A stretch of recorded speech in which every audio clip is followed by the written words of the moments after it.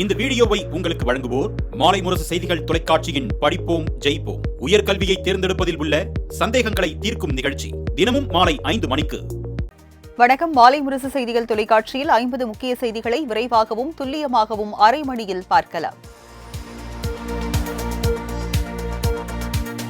அரசுக்கு அவப்பெயரை ஏற்படுத்த வேண்டாம் என அமைச்சர்களுக்கு முதலமைச்சர் மு.க.ஸ்டாலின் வேண்டுகோள் விடுத்துள்ளார். கடந்த சில நாட்களுக்கு முன்பு சைவம் வடிவம் குறித்து அமைச்சர் பொன்முடியின் சர்ச்சை பேச்சு பெரும் அதிர்வலைகளை ஏற்படுத்தியது.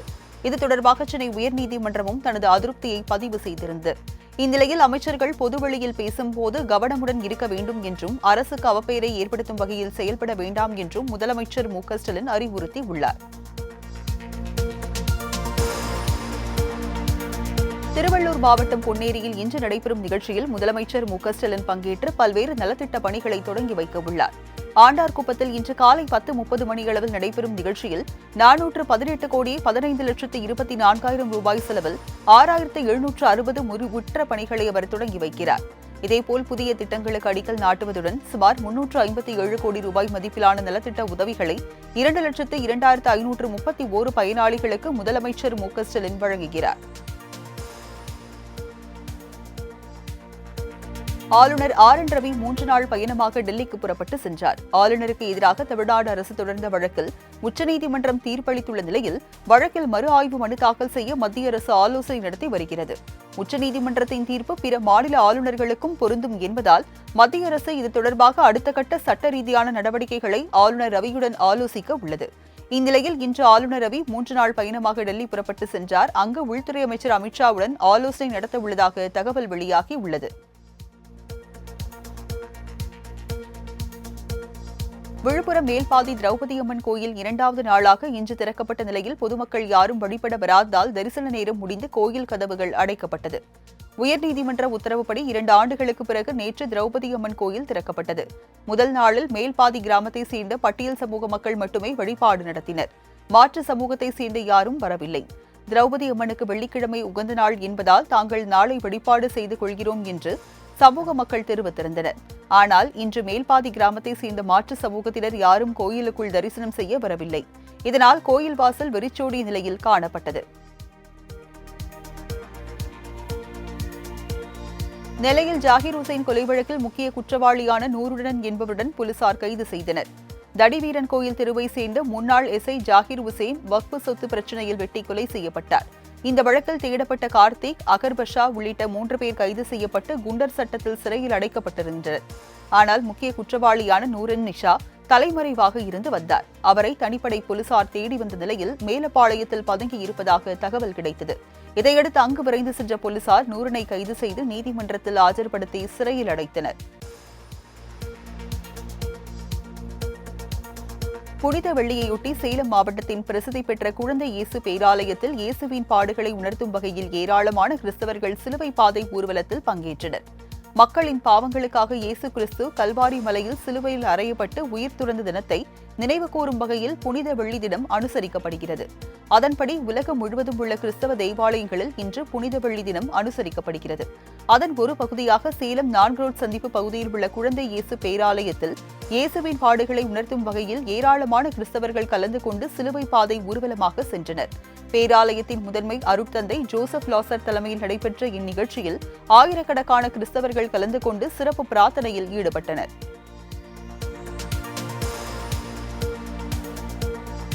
காங்கிரஸ் மூத்த தலைவரும் மக்களவை எதிர்க்கட்சித் தலைவருமான ராகுல் காந்தி வரும் 21 மற்றும் 22 ஆகிய தேதிகளில் அமெரிக்காவில் சுற்றுப்பயணம் மேற்கொள்கிறார்.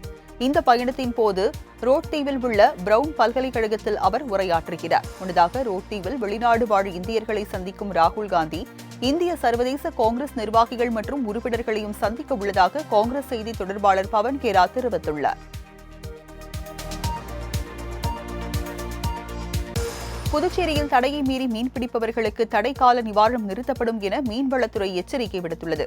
மீன்பிடி தடைக்காலம் அமலுக்கு வந்துள்ளதை அடுத்து புதுச்சேரியில் பாரம்பரிய மீன்பிடி படகுகளான கட்டுமரம், நாட்டு படகுகளை தவிர அனைத்து வகை விசைப்படகுகளில் மீன்பிடிக்க தடை விதிக்கப்பட்டுள்ளது.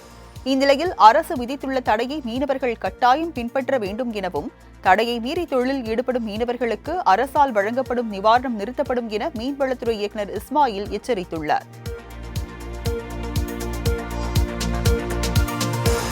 விருதுநகர் மாவட்டம் அருப்புக்கோட்டையில் தனியார் ரெக்ரேஷன் கிளப்பில் ஏற்பட்ட இருதரப்பு மோதலால் பெரும் பரபரப்பு ஏற்பட்டது. அருப்புக்கோட்டை காந்தி நகர் பகுதியில் செயல்பட்டு வரும் தர்மா ரெக்ரேஷன் கிளப்பில் மது அருந்த வந்த வாலிபர்கள் இருவர் இலவசமாக சைடிஷ் கேட்டதாக தெரிகிறது. பார் ஊழியர்கள் இல்லை என கூறியதால் வாக்குவாதத்தில் ஈடுபட்ட இருவரையும் தாக்கி அறையில் அடைத்து வைத்ததாக கூறப்படுகிறது. இதையறிந்து அங்கு வந்த நண்பர்களுக்கும் பார் தரப்புக்கும் இடையே கைகலப்பு ஏற்பட்டுள்ளது.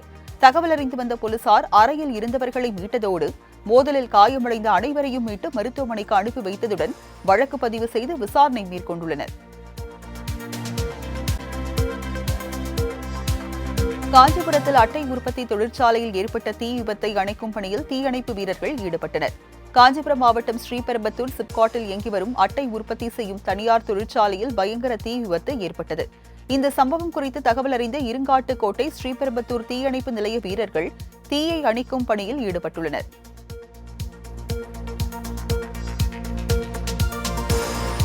அவிநாசியில் அரசு குடியிருப்பில் வீடு வாங்கி தருவதாக கூறி மோசடி செய்த பாஜக பிரமுகரை போலீசார் கைது செய்தனர்.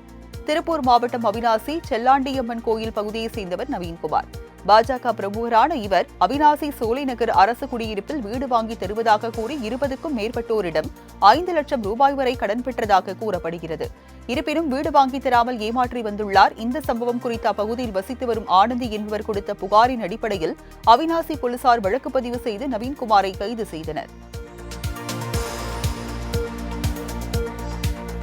ராணிப்பேட்டை மாவட்டம் அரக்கோணத்தில் திருட்டு வழக்கில் கைது செய்யப்பட்ட பெண் கைதி சிறைக்கு அழைத்து செல்லும் வழியில் போலீஸ் பிடியிலிருந்து தப்பி ஓடினார். அரக்கோணம் அடுத்த நேதாஜி நகரில் திருடியதாக பொய்ப்பாக்கம் பகுதியைச் சேர்ந்த ஜனனி என்பவரை போலீசார் கைது செய்தனர். இந்நிலையில் நீதிமன்றத்தில் ஆஜர்படுத்திய பின் சென்னை புழல் மத்திய சிறையில் அடைப்பதற்காக அழைத்து சென்றபோது ஜனனி போலீசாருக்கு தண்ணி காட்டிவிட்டு தப்பியோடியதாக கூறப்படுகிறது. இதைத் தொடர்ந்து அவரை பல்வேறு இடங்களில் போலீசார் வலை வீசி தேடி வருகின்றனர்.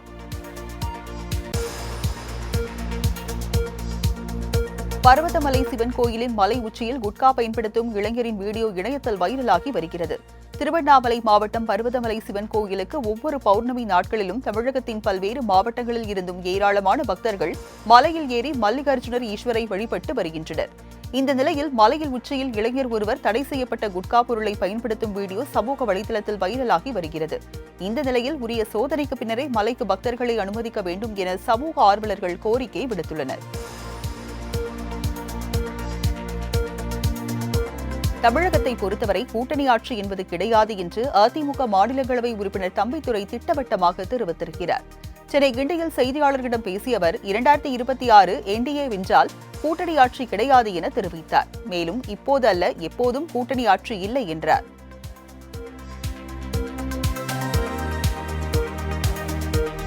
(2026) சட்டமன்ற தேர்தலில் பாஜக கூட்டணி ஆட்சியை பிடிக்கும் என்று மாநில தலைவர் நயினார் நாகேந்திரன் நம்பிக்கை தெரிவித்துள்ளார். சென்னை ராயப்பேட்டை OMCA அரங்கில் நடைபெற்ற பாராட்டு விழாவில் கலந்து கொண்டு பேசிய அவர் 2வது சர்தார் வல்லபாய் பட்டேல் அமித்ஷா எனவும் அவரால் அமைக்கப்பட்டுள்ள கூட்டணி குறித்து தொண்டர்கள் கவலைப்பட வேண்டும் எனவும் கூறினார். சீட் விவகாரத்தில் மத்திய பாஜகவின் முடிவே இறுதியானது என கூறிய நயினார் நாகேந்திரன் திமுக அரசு சீக்கிரம் வீட்டுக்கு அனுப்பப்பட வேண்டும் என தெரிவித்தார்.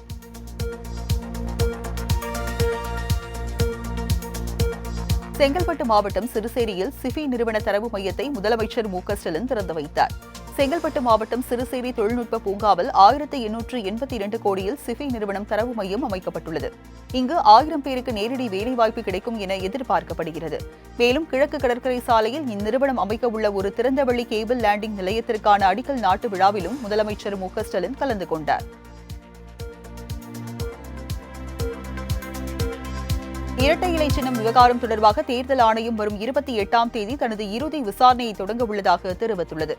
இரட்டை இலை சின்னம் விவகாரம் தொடர்பாக தேர்தல் கமிஷனர் விசாரணை மேற்கொள்ளலாம் என ஹைகோர்ட் உத்தரவிட்ட நிலையில் எடப்பாடி பழனிசாமி, ஓ பன்னீர்செல்வம் உள்ளிட்ட 6 பேரிடம் கருத்துக்களை கேட்க தேர்தல் ஆணையம் முடிவு செய்துள்ளது.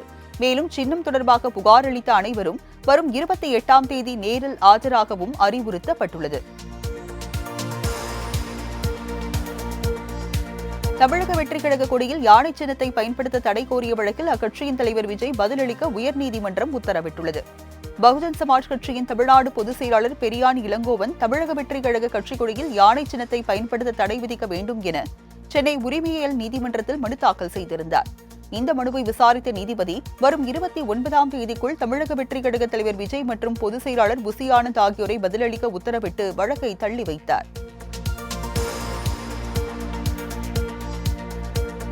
அமலாக்கத்துறை மற்றும் சிபிஐ வழக்கு தொடர்ந்து எத்தனை பேருக்கு தண்டனை பெற்று தந்துள்ளது என்று காங்கிரஸ் கமிட்டி தலைவர் செல்வ பெருந்தகை கேள்வி எழுப்பியுள்ளார். சென்னையில் செய்தியாளர்களை சந்தித்த அவர், மத்திய அரசின் கைப்பாவையாகவே அமலாக்கத்துறை மற்றும் சிபிஐ செயல்பட்டு வருகிறது என்றும் கூறினார். திமுக, காங்கிரஸ் அனைவருக்குமான கட்சி என்று கூறிய அவர், பாஜக அனைவருக்குமான கட்சி என்று நயினார் தெரிவிப்பாரா என்றும் கேள்வி எழுப்பினார். அதிமுக, பாஜக கூட்டணி மிரட்டல்கள் மூலம் இணைந்த கூட்டணி என்றும் எப்போது வேண்டுமானாலும் விரிசல் வரும் என்றும் கூறினார்.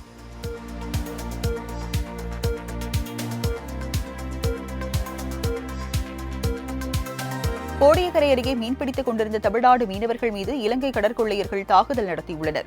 மயிலாடுதுறை மாவட்டம் புதுப்பேட்டையில் இருந்து கவிதாஸ் என்பவருக்கு சொந்தமான ஃபைபர் படகில் நேற்று கோடியக்கரை மீனவர்கள் கடலுக்கு சென்றுள்ளனர்.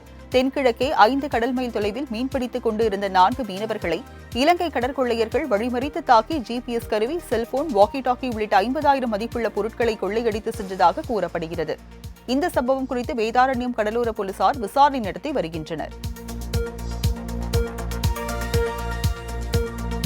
சென்னை ஆவடியில் அமைந்துள்ள மத்திய பாதுகாப்புத்துறைக்கு சொந்தமான OCF அலுவலகத்திற்கு வெடிகுண்டு மிரட்டல் வந்ததால் பரபரப்பு ஏற்பட்டது. ராணுவ படைகளுக்கான உடைகள் தயாரிக்கப்பட்டு வரும் இந்த அலுவலகத்திற்கு மின்னஞ்சல் ஒன்று வந்தது. அதில் அலுவலகத்தில் வெடிகுண்டு இருப்பதாக மிரட்டல் விடப்பட்டிருந்ததால் அதிர்ச்சியடைந்த பணியாளர்கள் அலறி அடித்துக் கொண்டு வெளியேறினர். தகவல் அறிந்து வந்த வெடிகுண்டு நிபுணர்கள் அலுவலகத்தில் சோதனையில் ஈடுபட்டனர். இதனால் அப்பகுதியில் பதற்றமான சூழல் நிலவியது.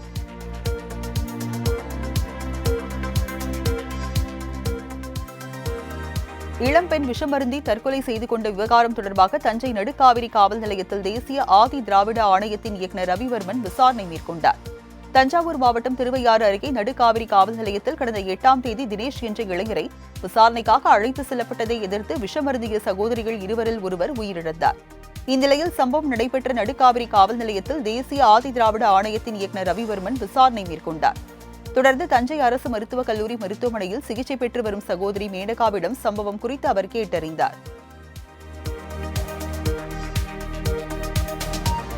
தமிழக கேரள எல்லைப் பகுதியான கேரள மாநிலம் ஆரியங்காவு பகுதியில் காரில் கடத்திவிட்டப்பட்ட 15 லட்சம் ரூபாய் ஹவாலா பணத்தை கேரள போலீசார் கைப்பற்றியுள்ளனர்.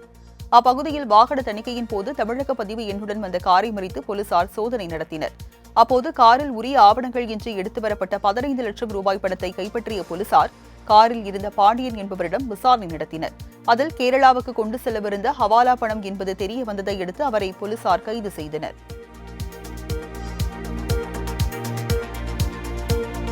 உதகை அருகே உலா வந்த சிறுத்தை வளர்ப்பு நாயை வேட்டையாட நீண்ட நேரம் காத்திருந்த சிசிடிவி காட்சிகள் வெளியாகி பரபரப்பை ஏற்படுத்தியுள்ளது.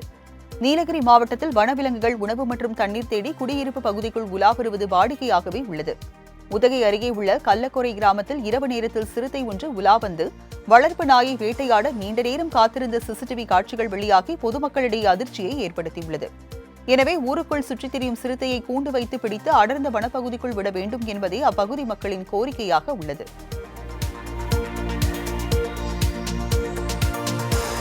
போலீசாரால் தனது கணவரின் உயிருக்கு ஆபத்து இருப்பதாக கூறி பிரபல ரவுடி கோழி அருளின் மனைவி தென்காசி மாவட்ட ஆட்சியரிடம் புகார் மனு அளித்துள்ளார். தென்காசி சுரண்டை பகுதியைச் சேர்ந்த பிரபல ரவுடி கோழி அருள் கடந்த சில தினங்களுக்கு முன்பு கஞ்சா வழக்கில் கைது செய்யப்பட்ட நிலையில் போலீசார் தனது கணவர் மீது பொய் வழக்கு பதிவு செய்துள்ளதாக அவரது மனைவி பரபரப்பு குற்றச்சாட்டை கூறியுள்ளார். கடந்த 2 வருடங்களாக எந்த குற்றமும் செய்யாமல் உள்ள நிலையில் வேண்டும் என்றே பொய் வழக்கு போட்டிருப்பதாகவும் ஆட்சியரிடம் அளித்த புகார் மனுவில் குறிப்பிட்டுள்ளார். பெரிய வியாழனை முன்னிட்டு சாந்தோம் புனித தோமையார் தேவாலயத்தில் பாதம் கழுவும் சடங்கு விமர்சையாக நடைபெற்றது. சென்னை சாந்தோம் புனித தோமையார் திருத்தலத்தில் பாதம் கழுவும் சடங்குகள் நடைபெற்றது. இதில் 1000க்கும் மேற்பட்ட பொதுமக்கள் கலந்து கொண்டு மனமுருகி இயேசுவை ஜெபித்தனர். இயேசு தனது சீடர்களின் பாதங்களை கழுவியதை நினைவு கூறும் வகையில் இந்த நிகழ்ச்சிக்கு ஏற்பாடு செய்யப்பட்டது.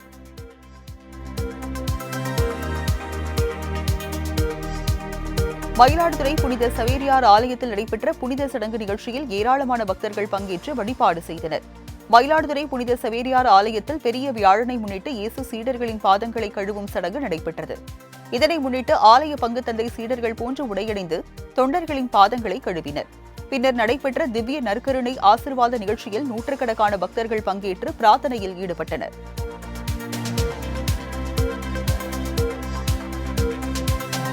எர்ணாகுளத்தில் தனியார் தங்கும் விடுதியில் போலீசார் திடீர் சோதனையில் ஈடுபட்ட போது மலையாள சினிமா நடிகர் ஷைன் டோம் சாக்கோ தப்பியோடிய சம்பவத்தால் பரபரப்பு ஏற்பட்டது. கேரள மாநிலம் எர்ணாகுளத்தில் செயல்படும்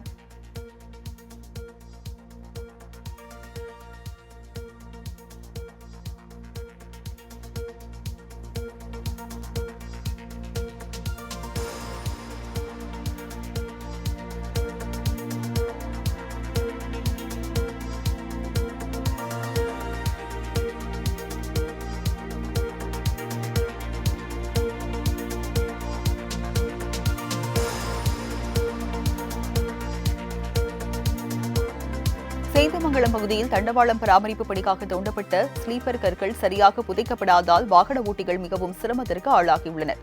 அரக்கோணம் ரயில் நிலையத்திலிருந்து செங்கல்பட்டு ரயில் நிலையம் வரை தண்டவாளம் சீரமைப்பு பணி நடைபெற்று வருவதால் ரயிலின் வேகத்திற்கேற்ப தண்டவாளங்கள் மாற்றப்பட்டு வருகிறது. சேந்தமங்கலம் ரயில்வே கேட்டில் ஸ்லீப்பர் கற்கள் தோண்டப்பட்டு தண்டவாளம் சீரமைப்பு செய்யப்பட்டது.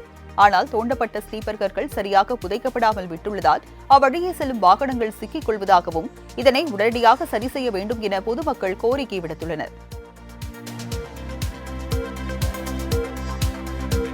கன்னியாகுமரி மாவட்டம் குருந்தன்கோடு அருகே 16 வயது சிறுமியை பாலியல் வன்கொடுமை செய்த ரவுடி போக்சோவில் கைது செய்யப்பட்டார். வெள்ளிச்சந்தை பகுதியைச் சேர்ந்த பிரபல ரவுடி அரவிந்த் என்பவர் வழக்குகள் தொடர்பாக நீதிமன்றத்தில் ஆஜராகாததால் வாரண்ட் பிறப்பிக்கப்பட்ட நிலையில் தலைமறைவாக இருந்து வந்தார். இந்நிலையில் 16 வயது சிறுமி ஒருவருடன் பழகி வந்த அரவிந்த் திருமண ஆசை காட்டி அவரை பாலியல் வன்கொடுமை செய்ததாக கூறப்படுகிறது. இதுகுறித்த புகாரில் அரவிந்தை தேடி வந்த தனிப்படை போலீசார் அவரின் செல்போன் சிக்னலை வைத்து மைசூரில் பதுங்கியிருந்ததை கண்டறிந்து கைது செய்தனர்.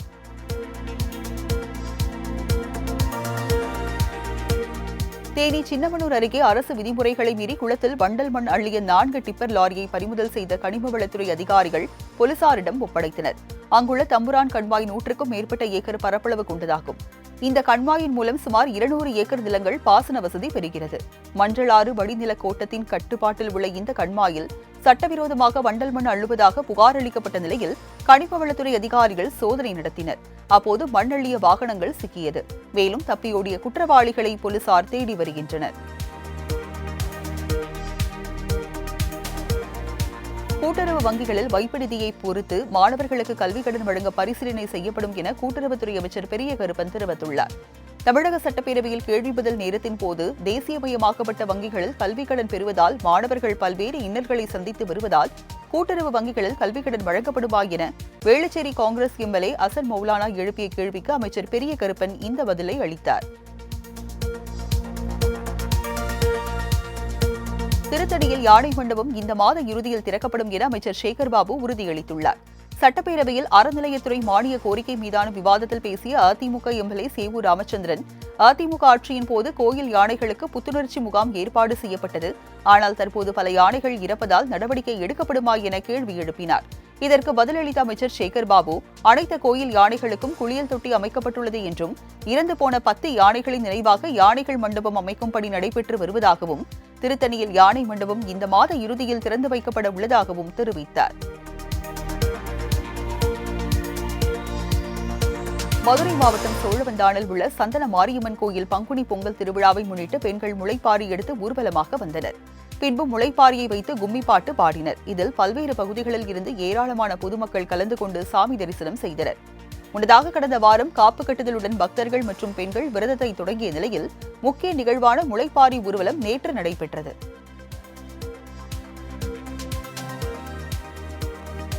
மசோதா தொடர்பான வழக்கில் உச்சநீதிமன்றத்தின் உத்தரவு நாட்டின் மிக உயர்ந்த பதவியின் அரசியலமைப்பு அதிகாரத்தை குறைப்பதாக குடியரசு துணைத் தலைவர் ஜெகதீப் தன்கர் தெரிவித்துள்ளார்.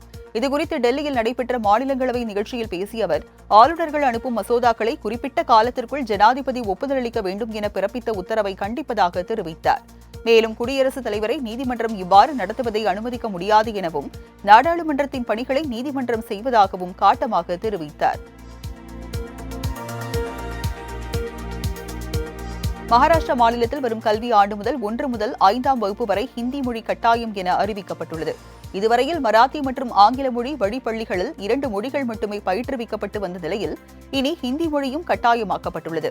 புதிய பாடத்திட்டம் மற்றும் பாடநூல் தயாரிப்பு மற்றும் புதிய பாடத்திட்டத்திற்கு மாறுவதற்கான பயிற்சி வகுப்புகள் நடத்தப்படும் என்றும் மகாராஷ்டிரா அரசு தெரிவித்துள்ளது. மகாராஷ்டிரா மாநிலத்தில் ஹிந்தியை நுழைத்தால் போராட்டம் வெடிக்கும் என நவநிர்மான் சேனா தலைவர் ராஜ் தாக்கரே தெரிவித்துள்ளார். மகாராஷ்டிரா மாநிலத்தில் 3வது மொழியாக ஹிந்தியை கட்டாயமாக கற்க வேண்டும் என அம்மாநில அரசு அறிவித்துள்ளது. இந்நிலையில் இதுகுறித்து பேசிய ராஜ் தாக்கரே, மத்திய அரசின் மும்மொழி கொள்கை எதுவாக இருந்தாலும் அதை அரசாங்க விவகாரங்களுக்கு மட்டுமே பயன்படுத்த வேண்டும் எனவும் அதை கல்விக்கு கொண்டுவர வேண்டாம் என்றும் தெரிவித்துள்ளார். மேலும் ஹிந்தியை கொண்டு வருவதன் மூலம் வரும் தேர்தலில் மராத்தி மற்றும் மராத்தி அல்லாதவர்களிடையே போராட்டத்தை ஏற்படுத்தும் முயற்சியா இது எனவும் கேள்வி எழுப்பியுள்ளார். சத்தீஸ்கர் மாநிலம் பிஜாப்பூர் மாவட்டத்தில் பதுங்கியிருந்த நக்சலைட்டுகள் 22 பேரை பாதுகாப்பு படையினர் கைது செய்தனர். பிஜாப்பூரில் நக்சலைட்டுகள் பதுங்கி இருப்பதாக பாதுகாப்பு படையினருக்கு கிடைத்த ரகசிய தகவலின் பேரில் அதிகாரிகள் அப்பகுதிகளில் சோதனை மேற்கொண்டனர்.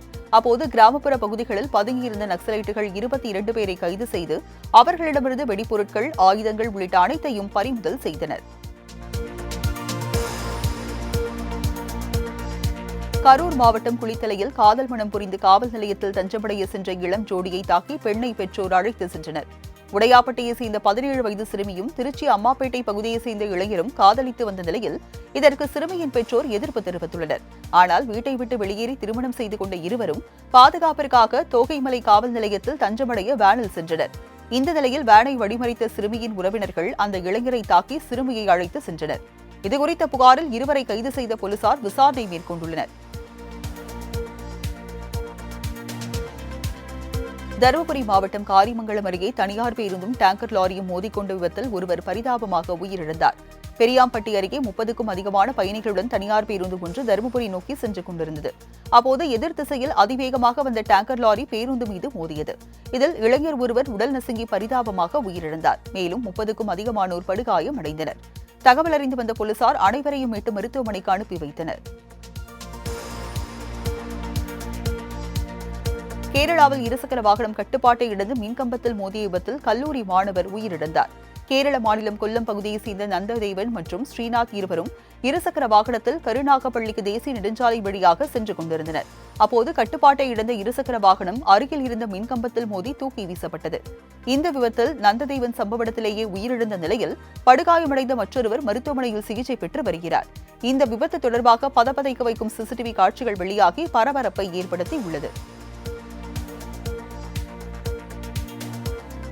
அமெரிக்காவும் சீனாவும் மாறி மாறி வர்த்தக போரை நடத்தி வரும் நிலையில் சீன வியாபாரிகள் நேரடியாக அமெரிக்கர்களுக்கு தங்கள் பொருட்களை குறைந்த விலையில் விற்க டிக்டாக்கை பயன்படுத்த தொடங்கியுள்ளனர். அமெரிக்காவில் வரியுடன் விற்கப்படும் ஹேண்ட்பேக் போன்ற ஆடம்பர சீன பிராண்ட் பொருட்களை நேரடியாக தாங்களே தருகிறோம் என்றும், பெர்கின் பிராண்ட் ஹேண்ட்பேக் அமெரிக்காவில் 32 லட்சம் ரூபாய், அதே பொருள் சீனாவில் 1 லட்சம் ரூபாய் மட்டும்தான் என டிக்டாக்கில் விளம்பரம் செய்து வருகின்றனர்.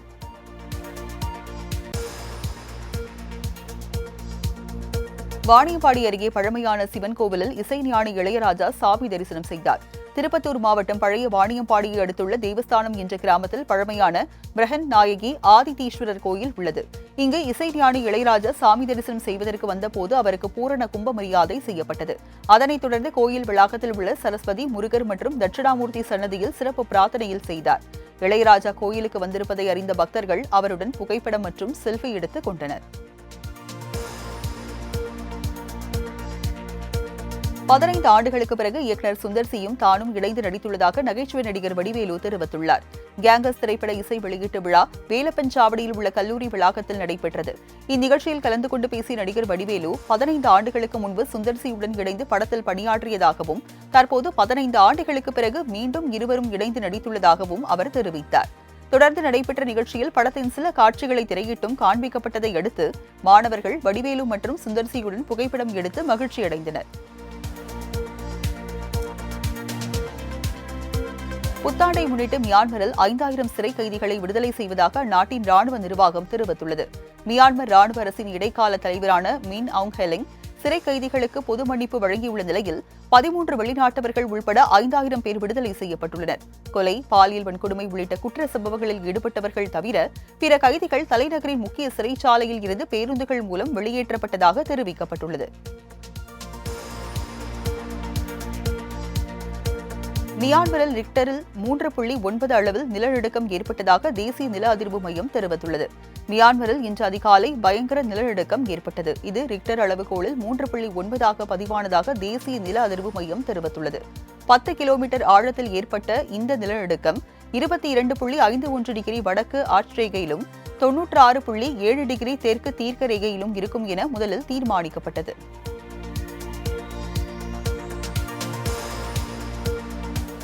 கொலம்பியாவில் பரவும் மஞ்சள் காய்ச்சல் காரணமாக நாடு முழுவதும் சுகாதார அவசர நிலை அறிவிக்கப்பட்டுள்ளது. தென் அமெரிக்க நாடான கொலம்பியாவில் கடந்த ஆண்டு தொடக்கம் முதல் மஞ்சள் காய்ச்சல் வேகமாக பரவுகிறது. இது ஏடிஎஸ் மற்றும் ஹோமோகோக்ஸ் வகை கொசுக்களால் பரவும் ஒரு வகை வைரஸ் நோயாகும். இந்த காய்ச்சலால் பாதிக்கப்பட்டு சிகிச்சை பெற்று வந்த 34 பேர் உயிரிழந்தனர். மேலும் அங்குள்ள டோலிமா பிராந்தியத்தில் 22 பேருக்கு தீவிர சிகிச்சை அளிக்கப்பட்டு வருகிறது. காங்கோவில் படகு தீப்பிடித்து எரிந்த விபத்தில் 50 பேர் உயிரிழந்தனர். மத்திய ஆப்பிரிக்க நாடான காங்கோ ஆறுகளில் படகு போக்குவரத்து மக்களின் முக்கிய போக்குவரத்தாக இருக்கிறது. வடமேற்கு காங்கோவில் உள்ள மடான்குழு துறைமுக பகுதியில் இருந்து போலாம்போ பகுதிக்கு ஒரு மோட்டார் படகு புறப்பட்டது. அந்த படகில் சுமார் 400 பேர் பயணம் செய்தனர். இந்த நிலையில் திடீரென படகில் தீ விபத்து ஏற்பட்டு ஆற்றில் கவிழ்ந்து விபத்துக்குள்ளானது. இந்த கோர விபத்தில் 50 பேர் பரிதாபமாக உயிரிழந்தனர். சுமார் 100 பேர் தீ காயங்களுடன் மீட்கப்பட்டனர். காசாவில் இஸ்ரேல் ராணுவம் நடத்திய தாக்குதலில் 23 பேர் உயிரிழந்தனர். இஸ்ரேல் காசா இடையிலான போர் நிறுத்த ஒப்பந்தம் காலாவதியான நிலையில் காசா மீது இஸ்ரேல் மீண்டும் தாக்குதலை தீவிரப்படுத்தியுள்ளது. பணைய கைதிகளை மீட்கவும் ஹமாஸ் ஆயுத குழுவினரை முழுமையாக ஒழிக்கும் நோக்கிலும் காசா முனையில் இஸ்ரேல் தொடர்ந்து தரைவழி வான்வழி தாக்குதலை நடத்தி வருகிறது. இந்த நிலையில் காசாவின் கான் யூனிஸ் பகுதியில் இஸ்ரேல் ராணுவம் சரமாரி தாக்குதல் நடத்தியது. இந்த தாக்குதலில் ஒரே குடும்பத்தை சேர்ந்த 10 பேர் உள்பட 23 பேர் உயிரிழந்ததாக தகவல் வெளியாகியுள்ளது. ஐபிஎல் கிரிக்கெட் தொடரில் 4 விக்கெட் வித்தியாசத்தில் ஹைதராபாத் அணியை வீழ்த்தி மும்பை இந்தியன்ஸ் அணி அபார வெற்றி பெற்றது. மும்பை வான்கடே மைதானத்தில் நடைபெற்ற 33வது லீக் ஆட்டத்தில் மும்பை இந்தியன்ஸ் சன்ரைசர்ஸ் ஹைதராபாத் அணிகள் மோதின. முதலில் களமிறங்கிய ஹைதராபாத் அணி நிர்ணயிக்கப்பட்ட 20 ஓவர்களில் 5 விக்கெட்டுகளை இழந்து 162 ரன்கள் எடுத்தது. இதனைத் தொடர்ந்து 163 ரன்கள் எடுத்தால் வெற்றி என்ற இலக்குடன் களமிறங்கிய மும்பை அணியின் தொடக்க வீரர்கள் ரயான் டிகெல்டன், ரோஹித் சர்மா ஜோடி அணிக்கு நல்ல தொடக்கத்தை அமைத்துக் கொடுத்தனர். அடுத்தடுத்த களமிறங்கிய வீரர்களும் அபாரமாக ஆடிய நிலையில் மும்பை அணி 18.1 ஓவர்களில் 6 விக்கெட் இழப்பிற்கு 166 ரன்கள் எடுத்து வெற்றி பெற்றது.